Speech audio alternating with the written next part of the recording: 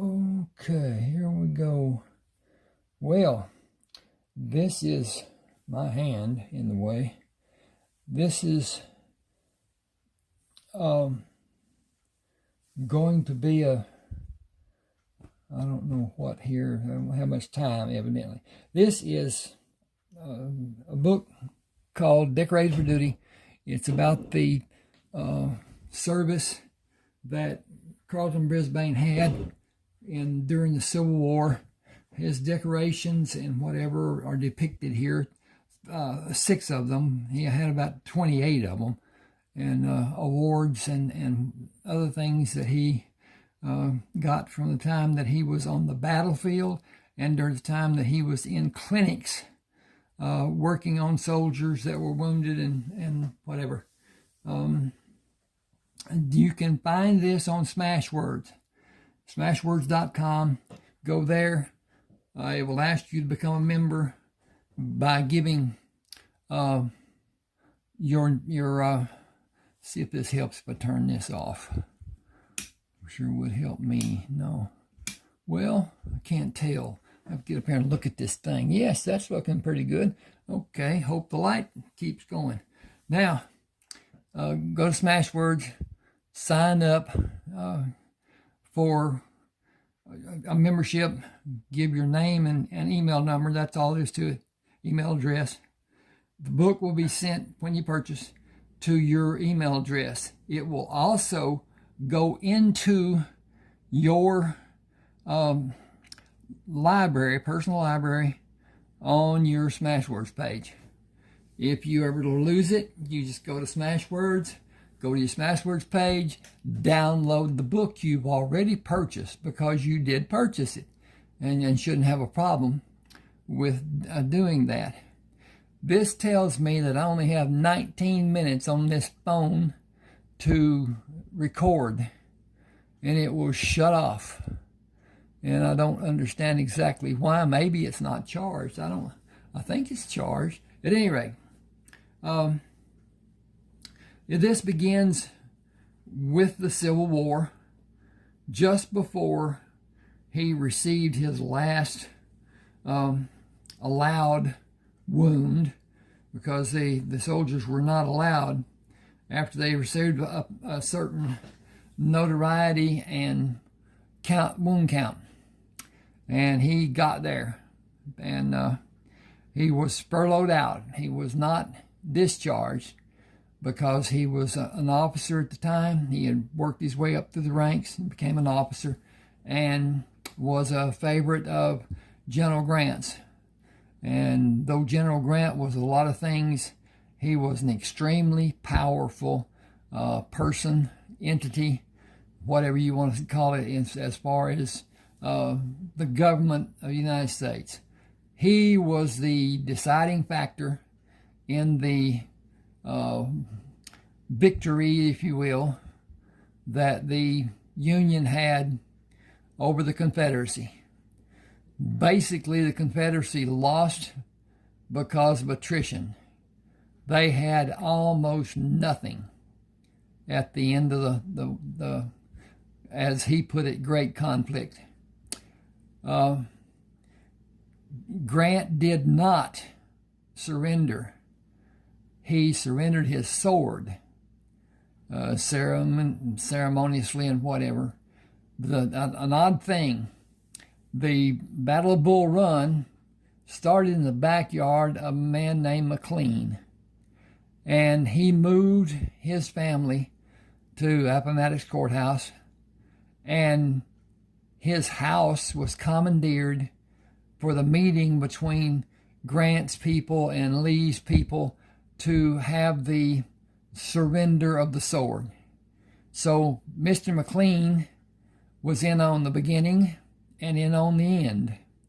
At any rate, the first battle, from his yard down in the field and whatever, the Union soldiers attacked. That was their what they had been told to do, and that's what they did. And they were beaten back and lost a lot of men equipment and whatever. They ran and extremely over there, blah, blah, blah, we've been defeated, run for your life, blah, blah, blah. The Confederates did not follow them. Had they done that, there were no defenses in D.C., and the capital would have been taken, and the war would have been over, and this would be a different country. This would be a country of states, and that was what rankled the southern states, that they did not have the permissions that the King of England had given them when they set up the colonies. And it wasn't recognized by different people, the Congress for one thing, and Abraham Lincoln. Lincoln wanted the South to be motorized, mechanized like the North was. He wanted production. He wanted to build the country with the economy that production brought. Steel, all kinds of production that was done in the North that was not done in the South. The South was an agricultural society, and farms, cattle, food was what was produced, and they wanted to have the right to say yea or nay about what was done to their states when it was what the King of England had said would happen. It would be that way, and blah blah blah. At the end of the War of 1812. There's another thing, but at any rate, Carleton and 6 men. He was supposed to have 5. He took 6, and then he had one that was supposed to be a civilian that was actually a soldier that had come to attempt to kill him. And I got lighting problem. Can't do this. Well, beans. At any rate, he left Ohio with supplies, and can you see that? Is that okay? That's okay. All right, that's okay. These are running out of battery, so there went that picture. I'll put that back up there. Okay. And I had supplies, ammunition, rifles and guns in the wagons that General Grant had supplied for him, and left Ohio. He was born into what was called the Society of Friends. In other words, Quakers. And he was shunned because he took up arms against his fellow men, which was against their principles totally. That's as crooked as it can be, isn't it? Wow. But let's just turn this just a bit and see if we can. Yeah, that's better. Okay. At any rate, he could not go home. They would not allow him back in the society. He was shunned. And with that, no one could speak to him. He could not go to meeting. He could not be amongst. So he took himself and his people, the men with him, out of Ohio and into Indiana and into Illinois, and then Iowa and Nebraska. Anyway, he wound up just outside of Albuquerque in Mexico, and spent the winter there in that no-name town. And then the next spring went on to California to stay away from the mountains. Crossed, did not go up mountain, and there was a trading post. You could go around what was the precipice and whatever of the mountain, Needles, and it was trading post. You could go around and go out of the way about 23 miles, but not go up the mountain. And it's a steep climb. I don't believe that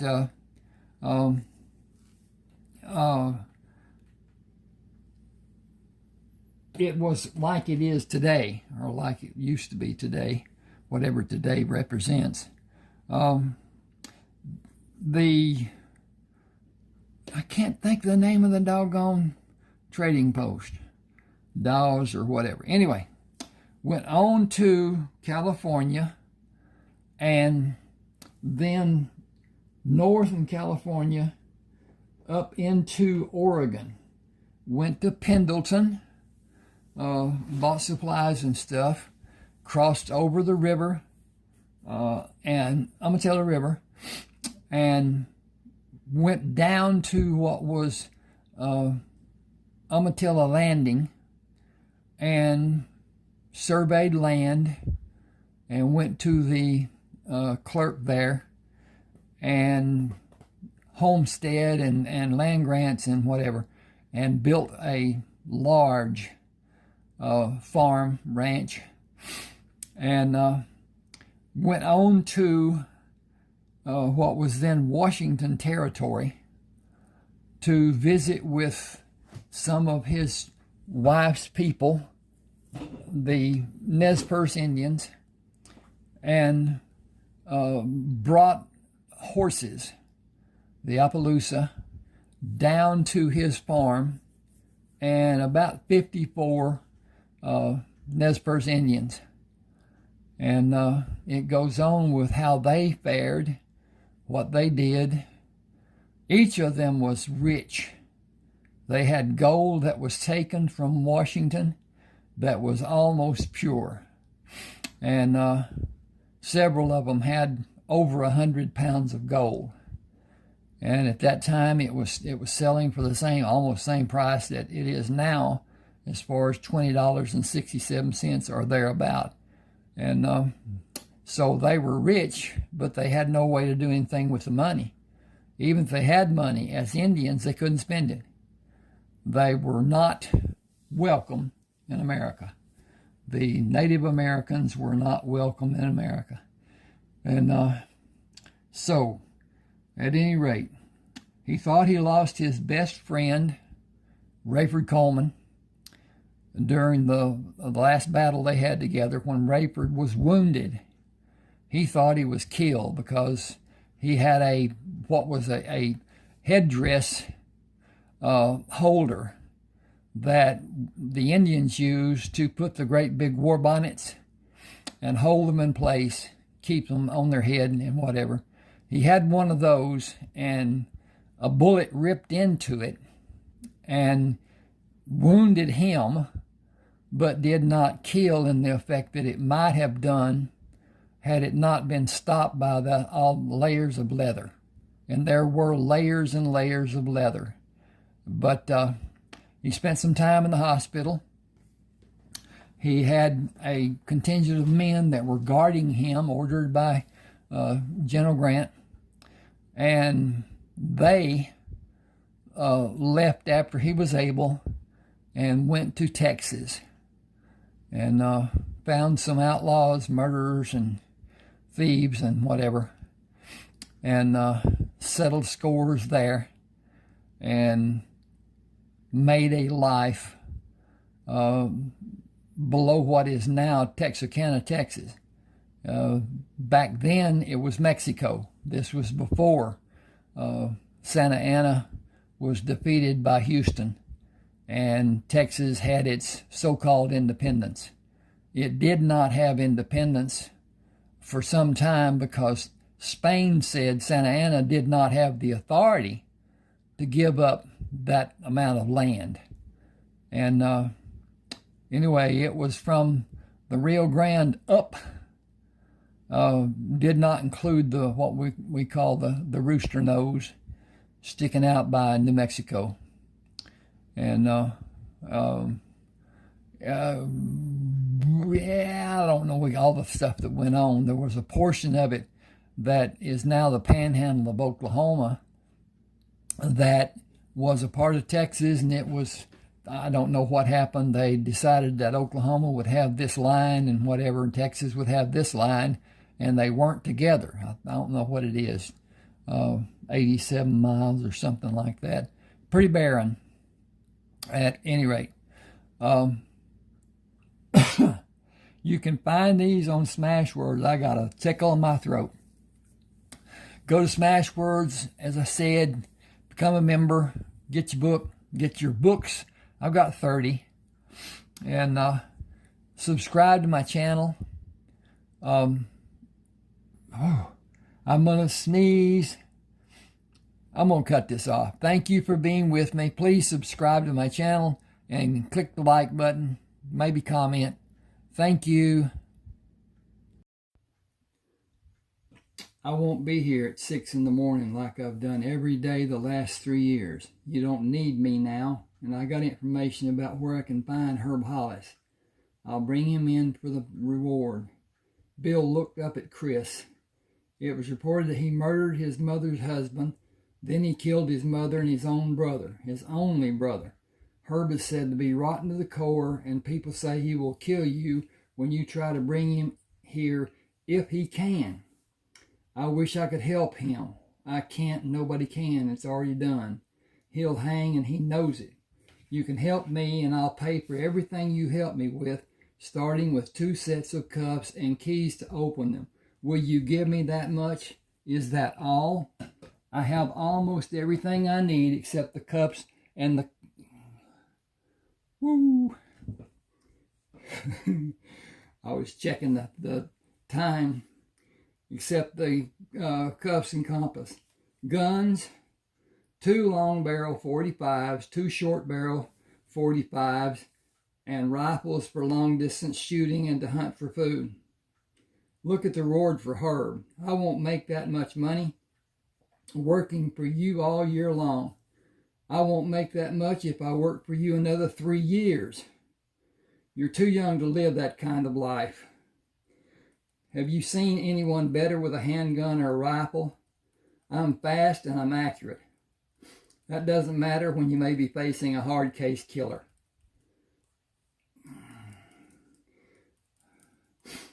You didn't mention smart enough. Smart enough and cunning enough. Nobody will get the upper hand on me. What will you do with the money? You shouldn't ask. I already did. I'll tell you after my 18th birthday. You can pass for 18 now, even older. Some of the men around here, not as big as you, and I let people believe you're older than you were. I lied. They assumed that I did not correct them, so I guess I didn't lie. Whatever you want after you're officially 18 can be yours, if you want something. I want to build a ranch around this town and leave places for roads to lead in from 4 directions. Do you want to be my partner? The state reward practice will end in a few months. That's only a rumor. Nothing's been announced officially, and the wanted posters will be valid until the outlaws are all captured. The men keep coming from every state in the South. Some will live honest lives. Most of them will look for the easy life. Killing will not bother the men who did it so long in the war. This town needs commerce, business, and businessmen. It has not changed much in 10 years I've been here. We can help it. You know what it needs. Chris, you're setting yourself up to be killed, and nobody will know it when it happens. You don't have anyone to help you hunt for wanted men. I don't want anyone. Depending on someone would be the worst thing I can do. Lou let me have a saddle horse and a pack horse, and Dave let me have provisions and supplies. I follow the advice of no strong drinks and bad habits. I'll carry the papers and the bag of tobacco with the string and tag hanging out of the pocket I carry it in, and naturally I need matches. Tobacco can help with stings and other medical needs. I paid for part of what I got, and I'll have enough to finish paying both of them and pay you when I come back. Will you pick a spot to file a homestead? I'll file on the other side of town for your homestead. Get Lou and Dave to do the same, and we'll partner with them or buy the land in 5 years. We can rent the land from them until we buy it. If you're agreeable and don't want to keep the land, we may have to make improvements. You should build bunkhouses. Are you planning to have cattle and farm crops? And hang on here a second. I done hit the wrong button and I'm going back. When are you planning on leaving? Now is as good a time as any other time. Herb is staying with a woman about 25 miles from here. I'll go and spend the night on the trail. Grab him tomorrow. A light just went off. Bring him back in a day or two. I may be able to get leads on 3 or 4 men who stay in the west side of Butker. Are you ready to leave? The horses are waiting for me. Can you let me have the cuffs and keys? You better take 3 sets. You plan on taking more men. Chris filled 2 canteens at the pump, hung them on the pommel of the saddle. I'm leaving, Lou. You know how dangerous what you'll be doing can be. Don't sleep near a fire and oil your holster every morning. Talk to Bill about homesteading land. I don't need a homestead. I've got plenty to keep me busy the rest of my life right here. It's a good life for me. Okay. Oh, I'll continue as soon as I get this to move. Okay. Talk to Bill. It will help all of us years from now. You want fresh food, don't you? Meat and vegetables. Sure I do. Is that going to happen next year when we have improvements done on our homesteads? I don't have time to make those improvements. We will have them done by men who will work on the farms and ranches. My pa had 16 acres, and he was always telling the townspeople about his life on his ranch, a 16-acre ranch. See you in a few days. Remember what I showed you about loading a pack animal? It's only common sense. You have leather repair kits. Use the kit pads and protect your fingers and eat regular meals. Your body needs regular nourishment. I'll do that when I can. If you intend to live a long life, you will do what you need to do.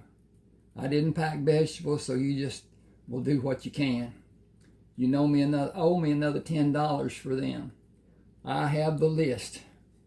That will either be the damnedest fool thing you've ever done or the best. There is no room for anything in between. Either one is up to you to do. Either one is up to you to do. Keep your head on straight and your eyes open wide. Watch your animals for signs. They can sense things you can't. Learn from them. You might make it back in one piece. That's my plan. See you later. Chris rode for 2 hours and stopped to drink and water the horses. Then rode for 2 more hours. He unloaded the pack horse, placed hobbles on his legs before he freed him to graze, then go to the stream to drink. Stripping the horse, he placed hobbles on its legs and removed the bridle. You have more freedom than me. Your meal is waiting for you, all green and fresh. I need to hunt for my meal after I build a fire from the dry branches I find along the creek. He used a thick branch to club 4 rabbits he found hiding in the brush, skinned and dressed them, set them on spits to roast over the fire. He hung pots to boil potato halves and canned cabbage. The sun will be down before I finish eating. The 4 logs should burn until early morning. Hot coals will start another fire for breakfast. Bacon and eggs with potatoes and cabbage. My noon meal will be rabbit, potatoes, and cabbage. I should have enough potatoes and cabbage left for dinner, but I need more rabbits. I'll take the hobbles off the horses and let them drink before I put the hobbles back on them. Everything will be done today, and tomorrow is just another day. He finished eating, cleaned the plate by rubbing soil over it, then wiped it with a handful of grass and went to the stream to finish cleaning utensils. He looked away from the fire and started toward the horse, moved out of the firelight, and hurried to watch the horses for an indication of a location of somebody watching his campsite. The horses stopped grazing to watch them, then continued pulling grass. Not upset, but you were concerned. He has not moved, and you have a great hunger. How can you have when you had so many hours until now? I cannot wait for him to come to me when I am sleeping. I'll get ready for him and wait for the fire to my back. If he will look at me, he will look into the flames. He removed the belt buckle on the gun belt and placed it in the pack, palmed the short barrel handgun, and moved to the position he chose to allow the man to approach. A figure stood outside the light of the fire. You searched for me? I don't know who you are. Why are you concerned about somebody searching for you? Are you wanted by the law? I am Fernando Zapata. That doesn't mean anything to me. No man comes here unless he's searching for something. I'm looking for gold. There's no gold here. You're mistaken. There is much gold here. A man just needs to know where to look. I think I will kill you and not be worried about you coming here. You will not know where to look for gold if you do. He moved closer. I think you are not being honest. I saw you put your guns away. I think you don't know why that will be your last mistake. You have no gun. I have my gun. You were looking for me. I will share every piece of metal I have to give you. I grow tired of you. Chris heard the hammer being pulled back to ready the gun to fire. When he moved to fire the gun he had hidden close to his leg, the bullet struck the man in the center of his chest and pushed him to stumble back and fall on his back. Unable to fire the gun, his grip relaxed when the life left his body. Chris moved to stand with the horses. Do you sense anything I should be made aware of? The horse continued pulling grass, then stopped to chew and pull grass again. I'll place a large log on the fire and bring my bedroll to sleep near the two of you. Wake me should you discover something alarming. Where Fernando Zapata is, other less savory men may also be. He was up before daylight, ate from both of the jars while the bacon and eggs cooked. Forking them to a plate, he moved the irons away. Then he went down to the stream, washed the utensils, and went back to the fire, not even a quarter of a mile away. He nudged the horse to quicken his pace and rode at that speed for only a few minutes. I need to leave you here and try to see what the lay of the land may be. 3 men were sleeping when Chris moved with his knees and bent back.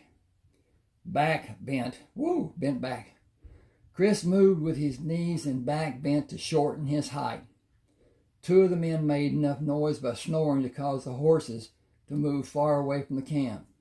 He moved to stand over the quiet man, bent and tapped him on the forehead with the long barrel of the gun. He held his finger over his mouth and motioned for the man to give him the gun he had near his head on the ground sheet. He motioned the man to take the handguns from the other men. Walk backward to me and sit on your bedroll. Tell the other man to wake and stay still. I will shoot the man who acts like he will try to do something, then the other man, and finally I will shoot you. Wake them and tell them, Fernando Zapata will not help you ever again. Juan, Tomas, do not move or all of us will die. Do not move. Do nothing. Fernando is dead. I did not know when he left, but this man called his name. I believe him. Chris held the handcuffs for the men to take. Slow, slow, slow. Put one end on the right wrist of the closest man and the left on the left wrist of the other man. Just strike the arm and the latch will pass through and come into position for you to lock it in place. Do not try to fool me by leaving the latch loose. The man you do that to will have his blood shut off from his hand when I adjust it, and if I find it to be loose, you will go where Fernando is." He waited until the cuffs were placed. "Move away from them and face me. Make one unnatural move and I'll kill the three of you. Do you understand?" "I have understood all the words you have said. Do you hunt for wanted men?" "I hunt for men who the state of Texas want to be captured. I have located 4 of them. You call that man Juan. His name is Juan Valdez. You call that man Tomas. His name is Tomas Mendez. You are one of the state of Texas, dead or alive. I do not know who you are. I don't need to. I see you have 5 horses. Where is the man who rides the 5th horse?" "He is watching the horses for to stop the horse thieves." "I see him. He is sleeping with his head on the saddle, and he is not with the horses. Go toward him, Juan. Tomas, stand up and follow him. Make a noise, and all 4 of you will die, him first. The sleeping man will die last. You will not be able to warn him. I do not want to warn him. You see what he is doing? He should have warned us about you. Get him awake and have him bring the horses to the saddle, all 5 of them. Fernando was about to shoot me thinking I was unarmed. He was wrong. Don't any of you make the same mistake Fernando made. He is dead because he forced it to happen by coming for me. What hope do you think you might have if you try to do something to escape? My only method will be to shoot to kill. I don't see how any of you are better than Fernando. Every one of you would shoot me in the back if you could." Okay.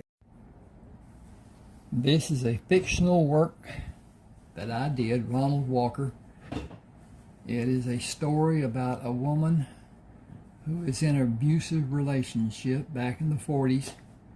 Back then, domestic violence was left alone. It was considered to be between a family, and nothing was done. As long as he didn't kill her, everything was great. And things happened. I saw it in my life. But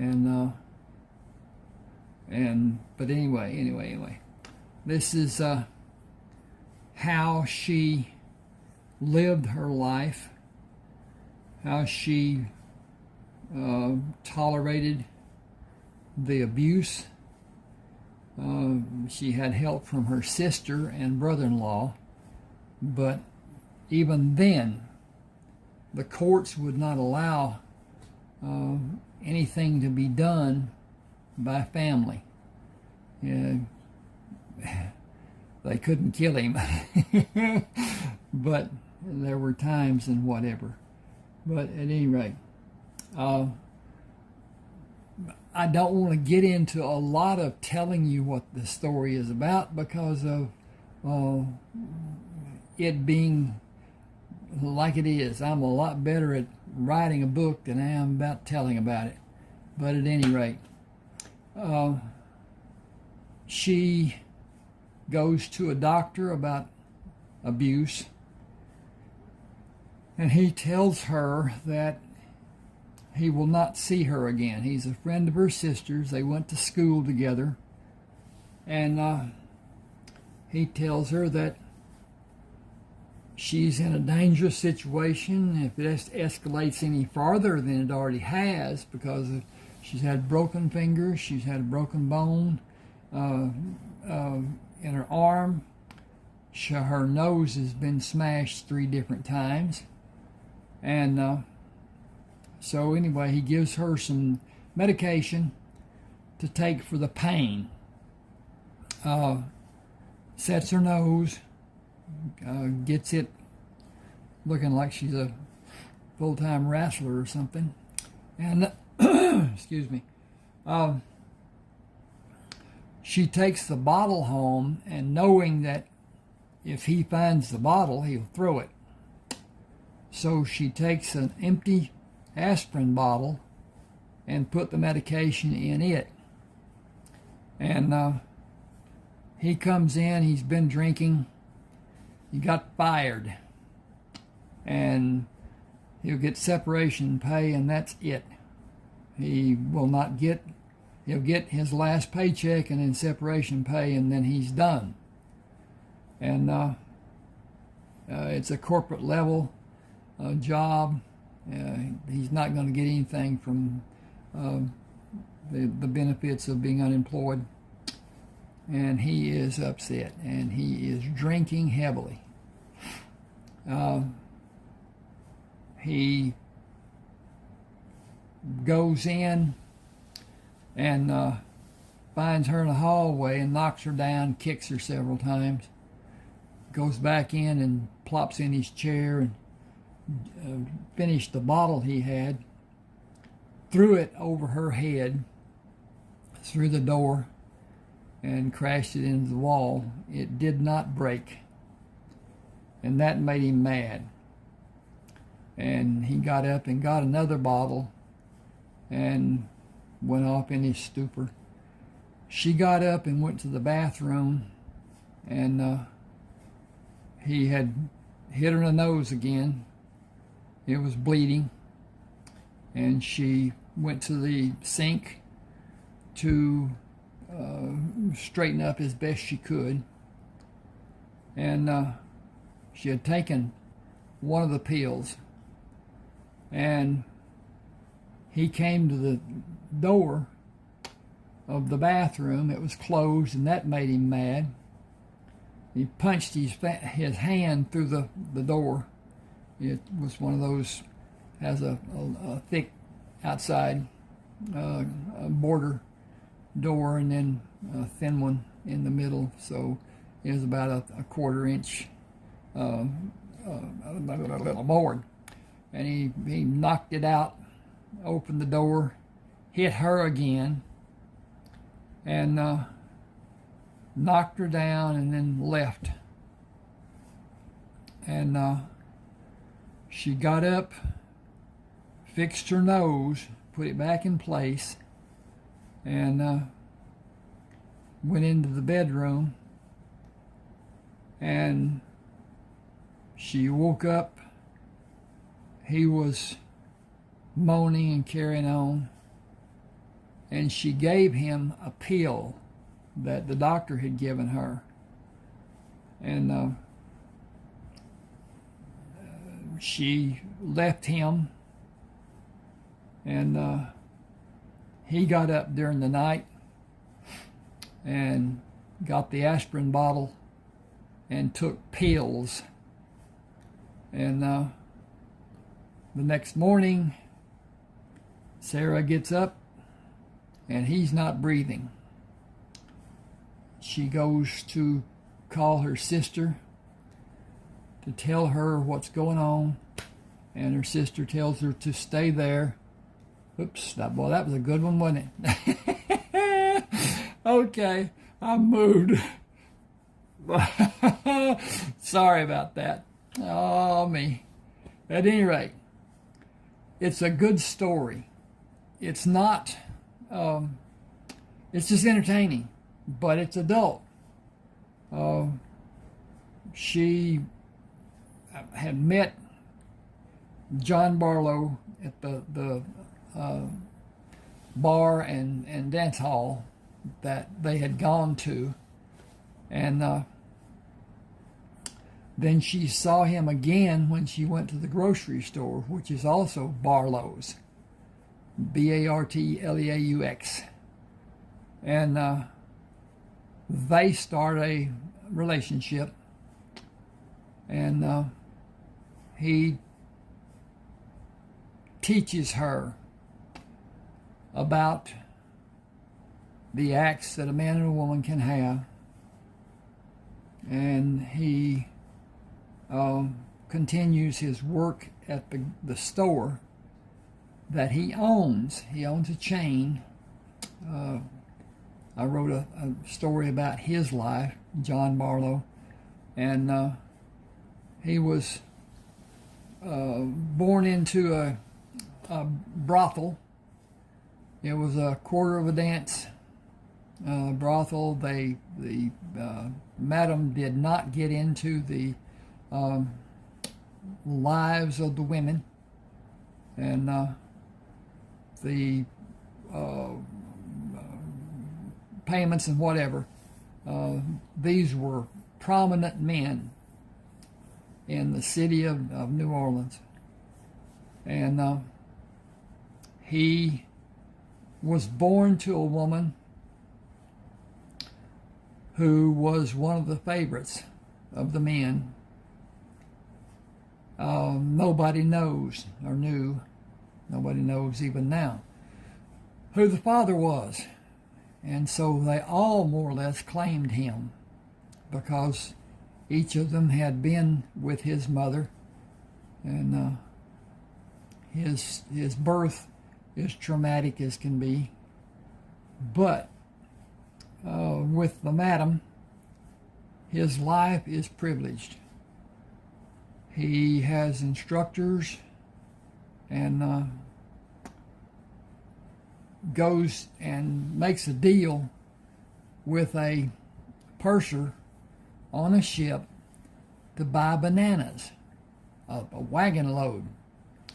And then his thought was to go around the city and distribute them to persons who had, what do you call them, the little side, whatever.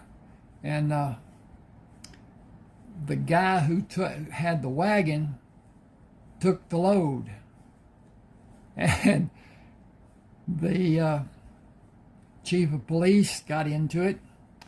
An attorney that was prominent there got word to the man that he was in deep trouble. Get the load, get it back, get it distributed, do the work that he had told them that he would do, and that's what happened. John was very successful with that, because with that he gained a little money. He had a little money from his life before when people gave him money. The madam put it up and saved it for him, and he got into the business of buying produce and fruit from the pursers, and had a thriving business going. It got to the point that it was suggested that he open a store of his own, and he did, Barlow's. Then it got to be big. He was buying from South America, having it shipped in, and blah, blah, blah.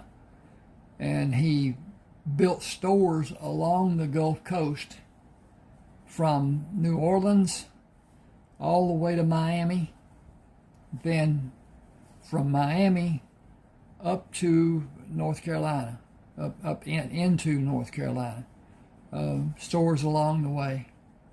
Then he built from New Orleans to Brownsville, Texas, all along the coast.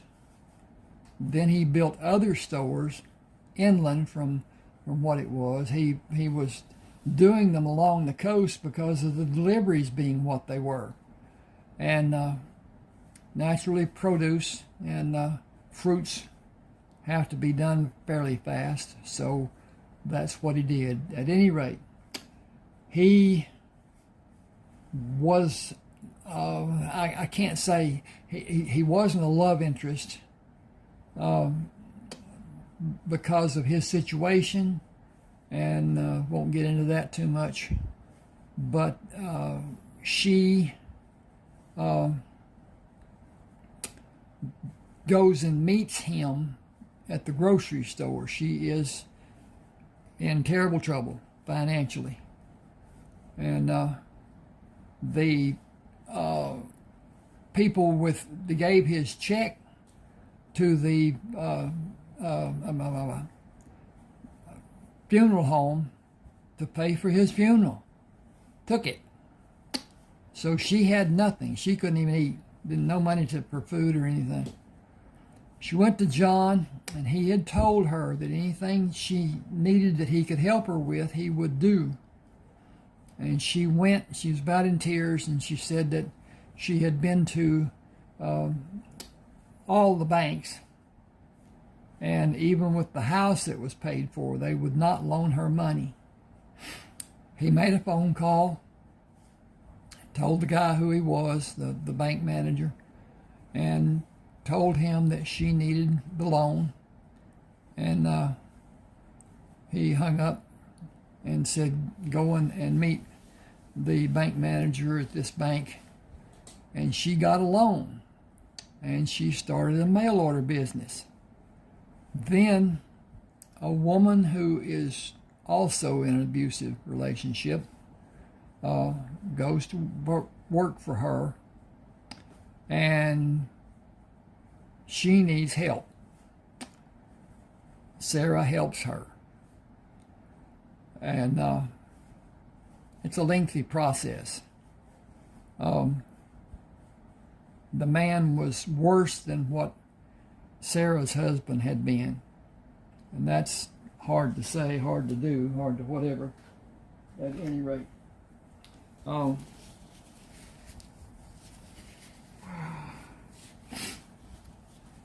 That's the crux of this story, more or less. And I've got a second part. That is Lovers, Lies, and Lilies, part 2. And then a third that really isn't the same. It's another story. I'll get into that later. Okay. This is going on lengthwise and whatever. And I'm rambling. And it's that I don't want to tell more about the story than to give away what the plot actually is and how it works out, whatever. It's just an enjoyable read. It's not a Pulitzer Prize winner. I've never tried to do that. I've tried to write stories that I like to read and hope that other people like to read them.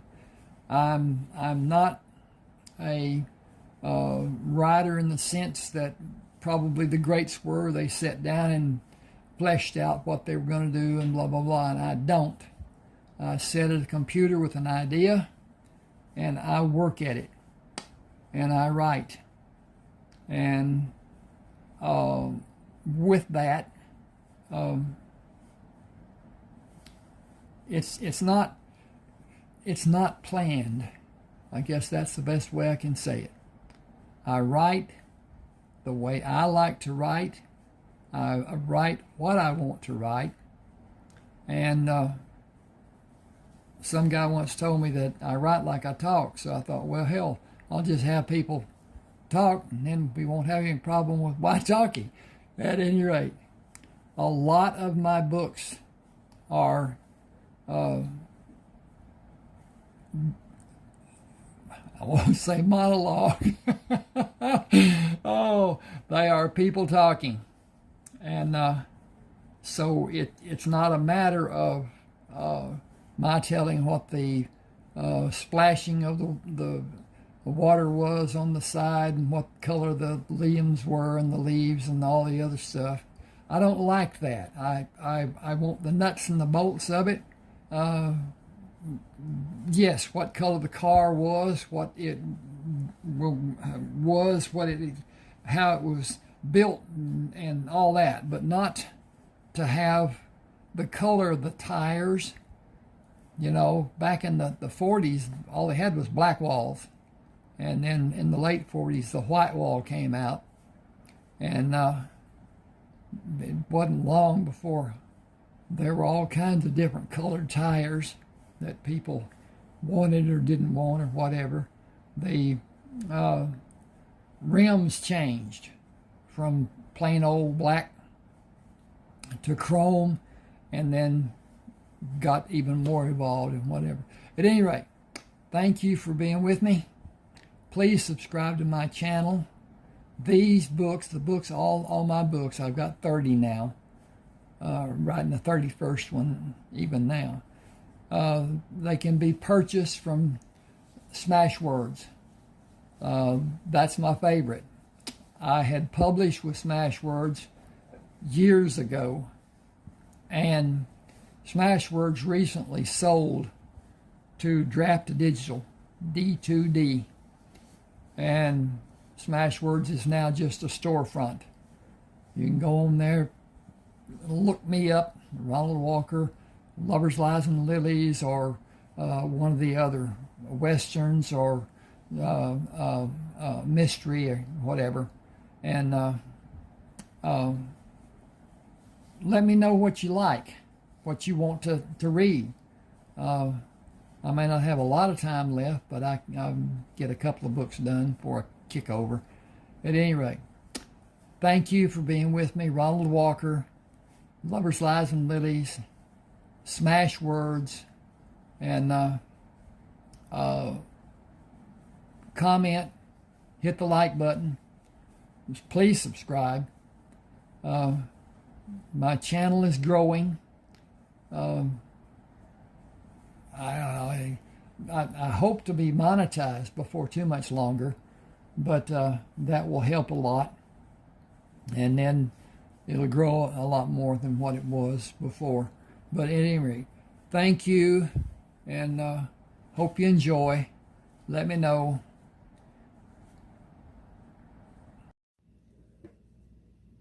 Okay, this is going to be kind of a collage. I'm going to go through the books I've written in the order that I wrote them, and talk about them somewhat, each one. Not to really dive into it, but as it is. This is Mutual Transitions. It's the first attempt I made at writing a book. Took a long time, a lot of effort. I learned a lot, and that's the process of being an author. Learning the nuances and how to express, how to be understandable, just the shortcuts.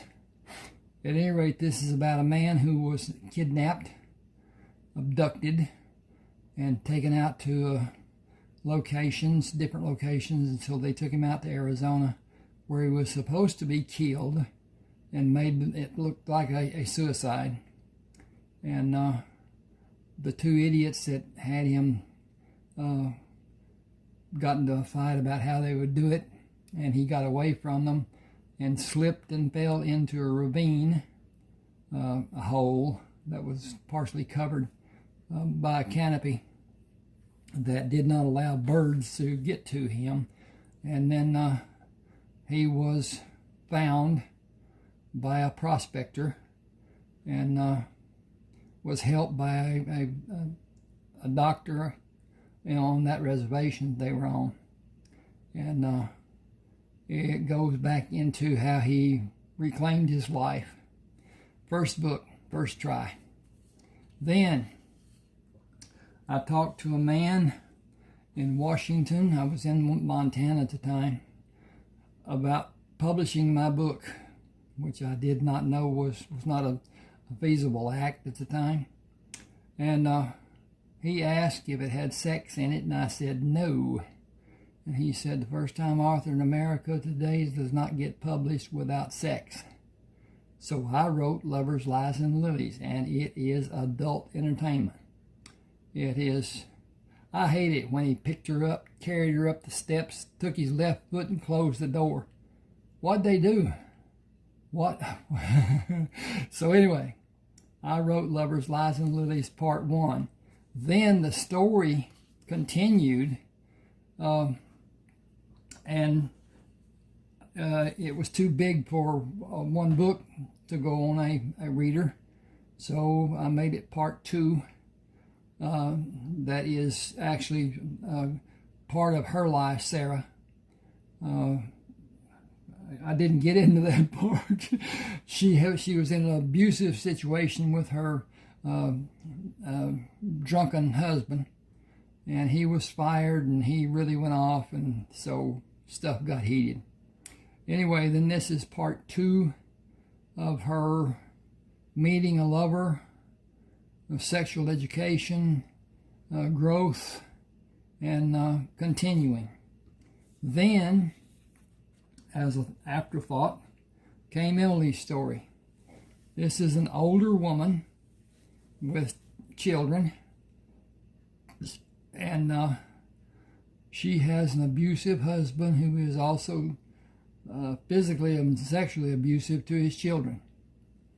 And Sarah helps her with her situation, and she finds love with a co-worker at a grocery store that Sarah actually owns.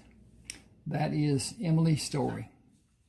Then came John Barlow. He's a character in the second book, part 2. He was born in a brothel, a quarter dance, pardon the expression, whorehouse. The prostitution was up to the ladies.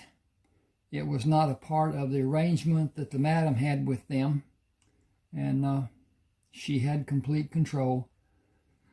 At any rate, he was born, stillborn.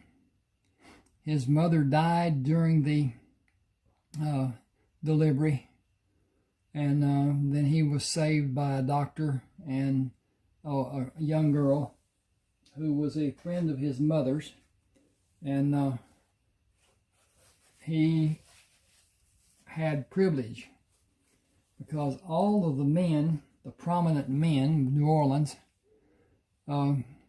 took him as their son, figuratively, with support, with all kinds of perks that he was given.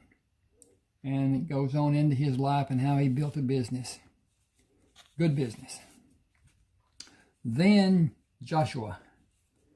Joshua was a young man in South Carolina who went out on a fishing boat. The fishing boat was attacked by a pirate ship. The 2 people with Joshua were killed. He was taken prisoner, knocked unconscious and taken prisoner. Came to on a pirate ship, locked in a holding, and he is useful to the man because he could navigate. Nobody on that ship could navigate, and he would show the people partial use of the equipment to do the navigation. Never showed them all of it. Winds up that he takes control of the ship by guiding it into a fray between the English and the French. And he takes control of the ship, gets it away, lets it float away from the battle, and goes on with what happens in the Mediterranean and his stopping the shipping to Napoleon during the time that Napoleon's brother sat on the throne of Spain. Then this is Joshua's way. He was able to bring ships back to America and establish a life in Charleston. Then went out to his old home, found that people were living in his house, had built onto the house, and he allowed them to stay, and eventually married the daughter of those people, and had to move from Charleston, and went up to Charleston, Virginia, West Virginia. Anyway, Charleston and Virginia, and then he had to move again and went to the Indian Territory, which is part of Ohio, Indiana, and whatever, and then was told he could not be there because white people were not allowed to be on the reservation. That's what it was made the year before. He moves his family from there to Texas and establishes a life there. And Jewella Crossing is part of that life that he established in Texas. Goes on with what he did. the sons that he had, Sherman and Heath. He adopted Cullen Allen when Cullen's parents were killed, and goes on with their lives about how things were. Then, Summer Help Wanted, somewhat autobiographical, not truly, and I should have said before, these are all fiction. Every work I've done is fiction. At any rate, this is a young man who is married to a woman who duped him into getting married, saying that she was pregnant, and she wasn't. And she's about to ruin him. He meets a beautiful woman out on a farm that his friend had before he died. And nobody knows who the owner will be, what was in his will. At any rate, he works with her for almost 2 years. And it talks about what happened during their lives and the tumultuousness of it all. And anyway, then Neighbors with Benefits. I was out in Arizona. I had a problem with a rotor cuff in my left arm, and I saw 2 women that on successive days, Monday, Tuesday, Wednesday, and Thursday, one of them would go, then the next day the other one would go, and so on, to a man's house across the street and down the way from where my mother lived. And I didn't think they were playing tiddlywinks, so I wrote Neighbors with Benefits, and it was a good tale. He is a construction engineer, architect, designer, draftsman, and the women help him with his work. And one of the women is a stockholder in the company he is paid from, and so things get sticky with that's being done. At any rate, then Sexy Assassin is a follow-up to that situation with just her and him together, and she is an enforcer for the family, and her method of operation is a syringe filled with snake venom, and deposited in an orifice in a man's body that no man would want to have happen to him. And then they attempt to get away from the family and hide. And it talks about how it is done, whatever. Then, Kinsman Tribe, Part 1. Another long book. This is 2 men, Cullen Allen and Kiowa Bennett, who meet and form a group to be better safe from where they had been before. They are all wanted men, all have posters on them as wanted dead or alive. And back then, people could do that. A very powerful man could accuse a man and have his likeness done and his name on a poster, and offer a reward for him. They form and they do cattle herding. The spare cattle there in East Texas, and then Texas was covered with old cattle back in the day. And they didn't do anything much with longhorns. Young longhorns, yes, but not old long horns. At any rate, then it goes into their lives, and they make a trip across northern Mexico to get into California, to circumvent the mountains and the deserts and whatever. They took hay in 2 wagons to feed the livestock, and had water and picked up water along the way, and got into California, and then went to the place that they were supposed to meet, Sherman and Heath. And after they met, it goes on with their life and what they did. Then, Buzzard Shields. His name was Morticius Alejandro Shields. His mother wanted him to have more, and so she named him with initials that were Mas. Mas in Spanish is more. Suppose, anyway, I won't go on that. Starts off with him as a young life, a school child, and it showcases his abilities that his father taught him, dance moves and whatever, and stick fighting. In the service, it's called pugil sticks, but in his case, it's not padded on the ends like those pugil sticks are.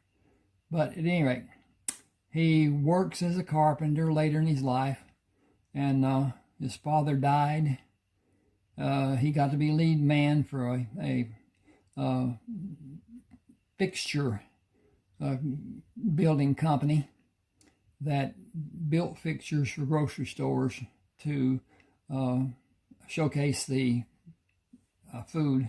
And the owner of the company dies, and that dissolves his contract, and he quits, and the people with him to some degree quit, and he's building a dormitory style house to house girls who are going to Texas Tech. This is in Lubbock, Texas.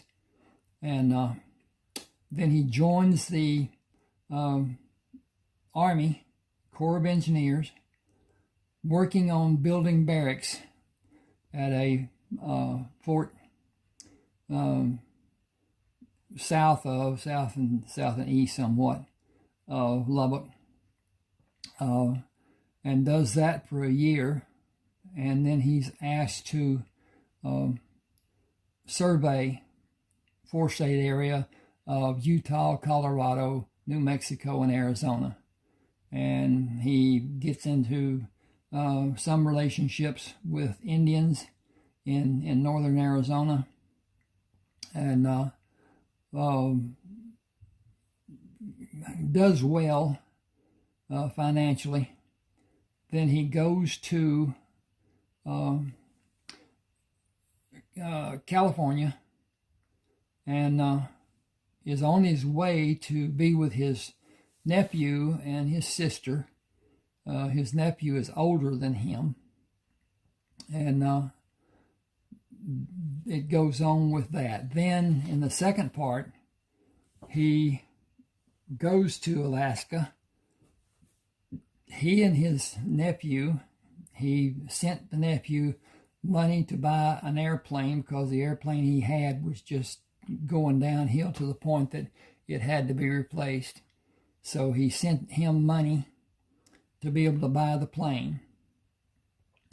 His nephew was mining gold by himself, which is not a safe thing to do or a wise thing to do or whatever. But with that, he was able to garner enough money to repay Buzzard. Buzzard was a name that Alejandro took when a man he worked for in the House of Time, a watch repairing service, clocks too. But anyway, he adopted that name just as an out of hand, here it is, we'll do this. So anyway, he and Buzzard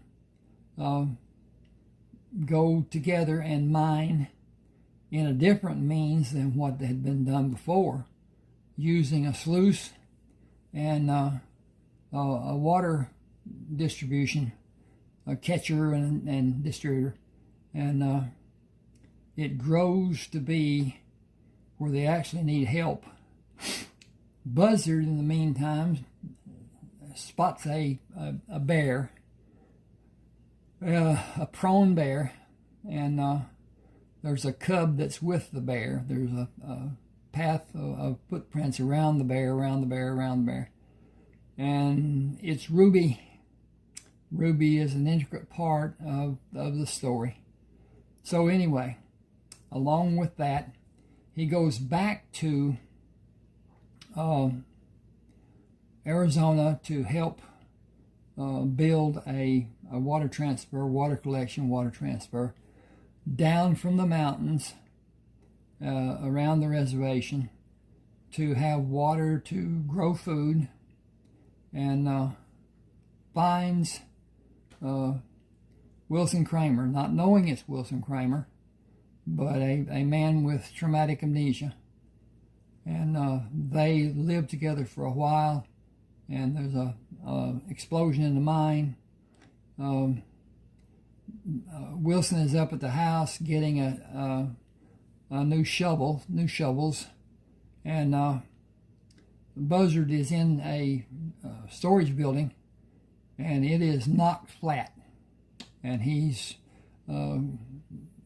under some walls and things that held up, that he was in between, such that it didn't actually knock him down. He just went down with it when it blew.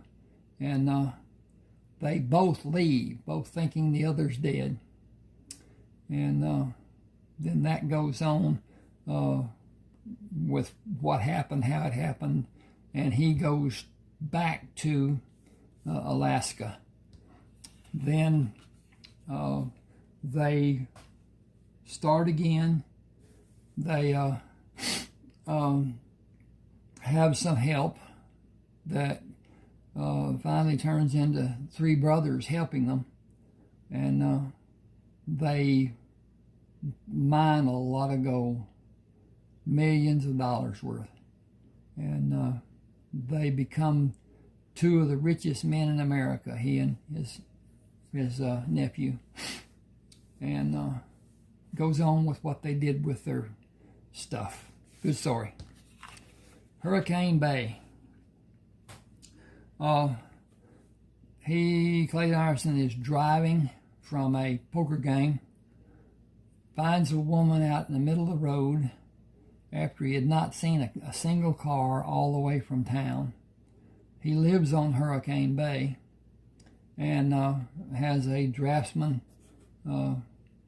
company, and she helps to some degree. She's the richest person in Orange County, but he doesn't know who she is. He's anyway, it goes on.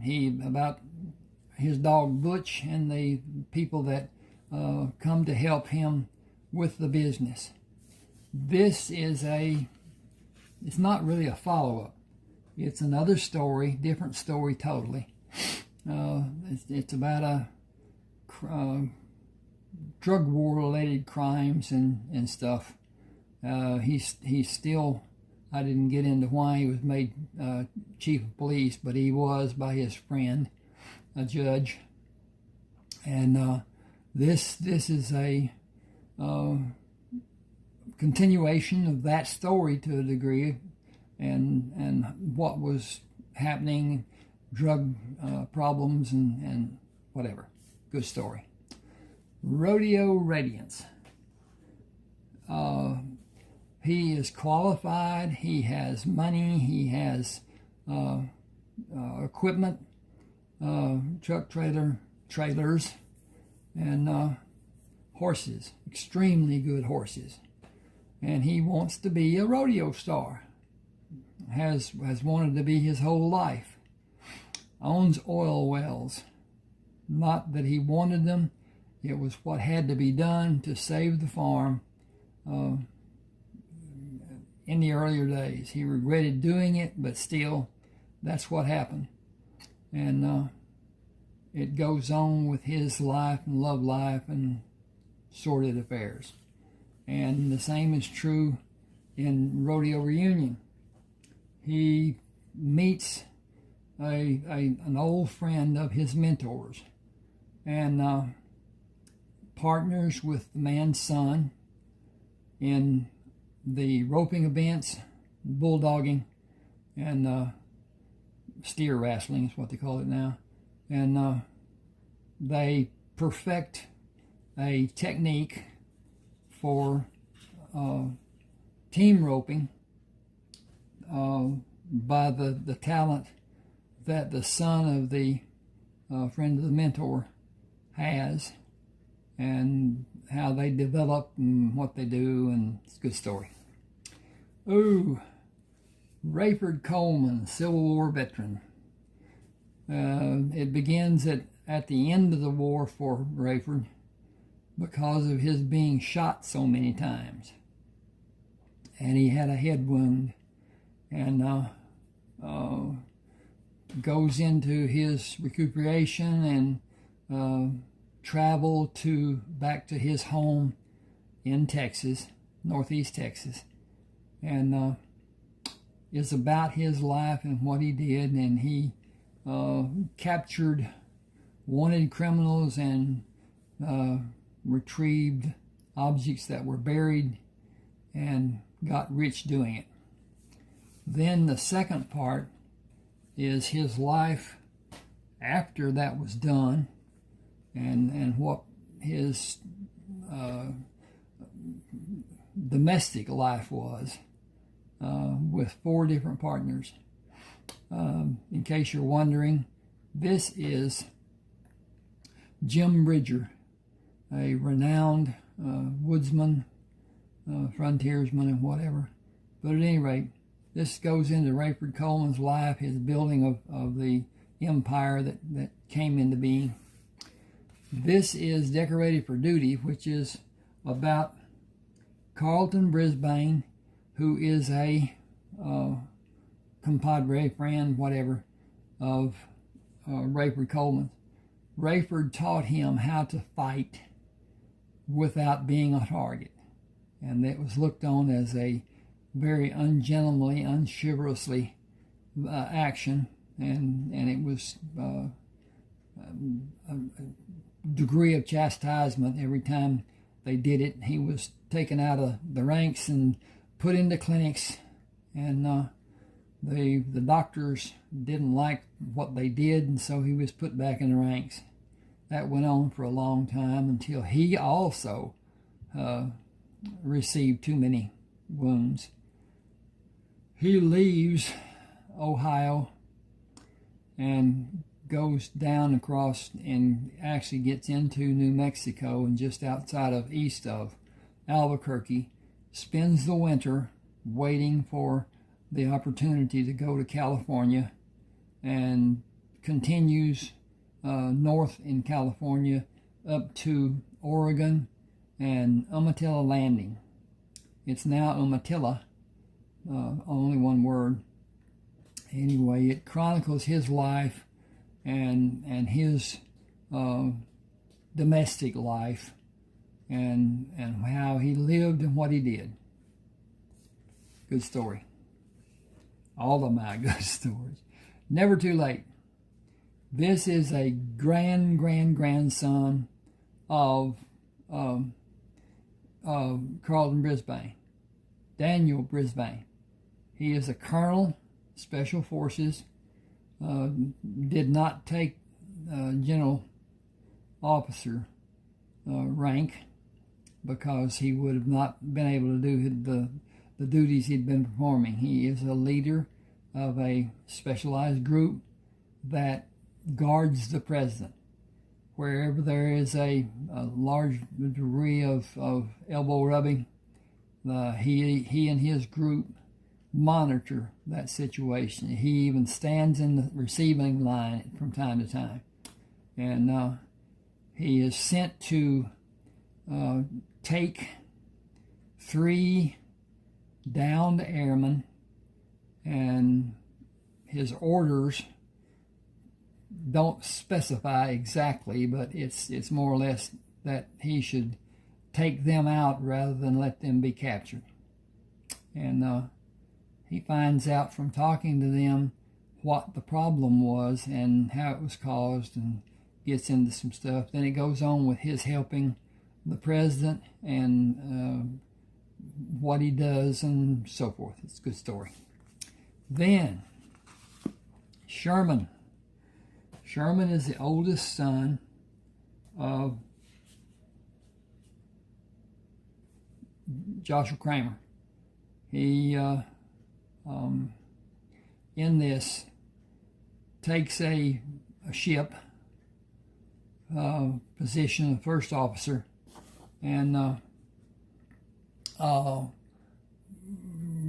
has a captain who is inexperienced and somewhat headstrong and very prideful. And they go down across. I'm about to sneeze. Hope not. But anyway, maybe a blow. He takes the ship across the Gulf of Mexico from Texas on to Alabama and across to Tampa Bay and down to Cuba, and loads the ship with coffee, then goes to Miami and takes part of the coffee load off and picks up more cargo to go distribute up the coast of Florida and up to Charleston, South Carolina. There he replenishes the load with chemicals and takes the chemicals and distributes them down the same passage he had done on the eastern side of Florida, down to Cuba. Picks up another load of coffee all over that ship. They had it severely loaded, and sails to the northern edge of the Yucatan Peninsula, offloads part of the coffee, goes around the peninsula and unloads the rest of the coffee and picks up chemicals, and goes down to South America, and a man asks that he, Jack, and Heath come and visit him for one day, one night. And his mission is to get a manager, hoping to start with to have Sherman. Then with the size that the size that Heath has, he severely wants him. But they both dissent and tell them they have an educated man on the ship that could probably do the job and would want to do the job. They go back to the ship. He does what they suggest he does, and they are then dispatched with the chemicals that the man has the company, and up and down, up and down, up and down the eastern coast of South America. They don't go past Mount Video and Buenos Aires, and then go back north. And they do that for several weeks until the crew is just sick of it.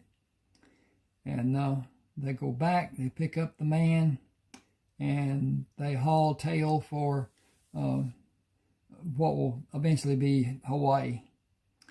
2 days out of Hawaii, 2 days coming out of Hawaii, they run into a hurricane. It is terrible.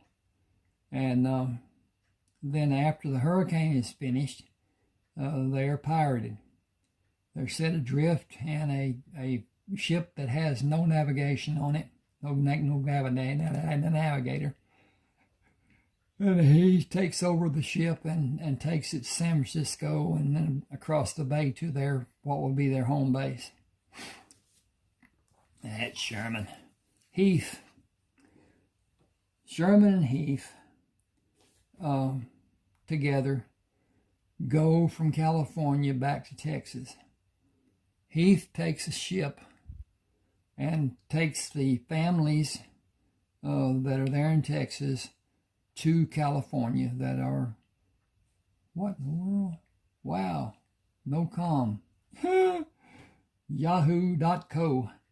At any rate, he takes different families of the members of the kinsman tribe and takes them around the horn, around through, and goes up to San Francisco and docks across the bay, and then it goes on from there. Okay, south of the river, a young Native American sees that a sheriff needs help, and with the outlaw bands that are operating in the area, he does his best to dissuade them from coming into town, as a young might do, and then becomes deputy for the sheriff and saves his life several times. But the sheriff was he believed that everything could be handled without violence and whatever, which is not. Anyway. He gives his message that he will not be in at 6 o'clock the following morning, as he had done so many times before, and was going to be a bounty hunter.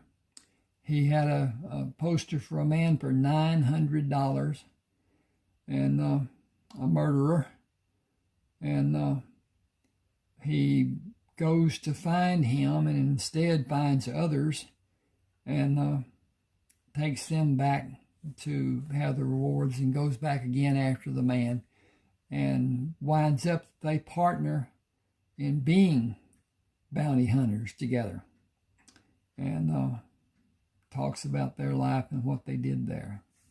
Then, Best of Luck. This is a story about a man who was raised on a farm near Rayford Coleman's. Rayford. Yes, his home. Rayford was given, I shouldn't say given, yes, was given. But anyway.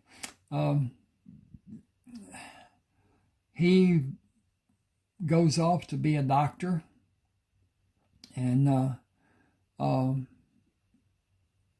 Sam, what's Sam's last name? Yeah, okay. Anyway, Sam becomes a doctor.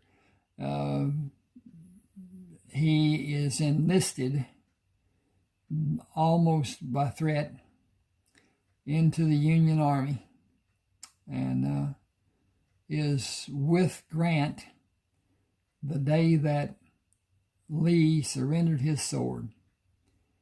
And Sam and volunteers from the other side and his men patch up the wounds of the Confederate soldiers that are across the way and save over 300 lives. He then waits for the railroad to be repaired so that he can leave and go to Shreveport, Louisiana, and on into Texas.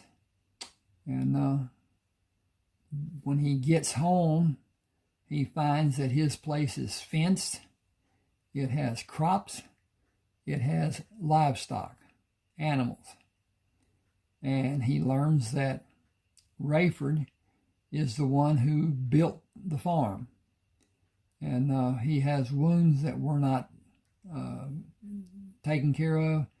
And so he has Rayford take care of them, and then it goes on about his life after that. So much for Best of Luck and what was done. Thank you for being with me. Please subscribe to my channel. Hit the like button. Tell everybody how great I've done, and and see you on the other side. Thank you.